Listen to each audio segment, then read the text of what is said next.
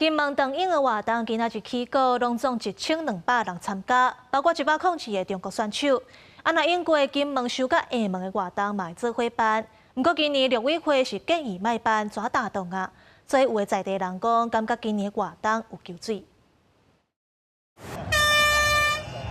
选手表明向海中冲。第22届金门海上长影日期第1日13号海湾开始，1200个选手内底包含102个中国选手，比往年啊拢有差不多300人，明显人数减少。主要是因为意向斗阵办的金厦勇渡今年轮到中方主办，不过伫陆委会表态无建议办理之下话停。很遗憾呢，就是只能说不过去有可能完成了。对啊，希望以后我们再来一次吧。 正常的交流啊，两岸一家亲，又开始。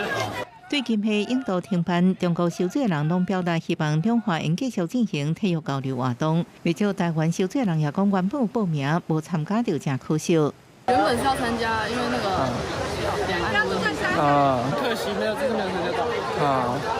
希望下次可以参加。 这摆现场也无看到中央政府体育署代表参加，互在地人讲感觉活动救水。金门县政府表示，有照往例发邀请函，可能因为拄到世大分者的行程，才无法度来。相信两岸的这个领导会对我们金门有所支持，可以持续的来进行跟举办。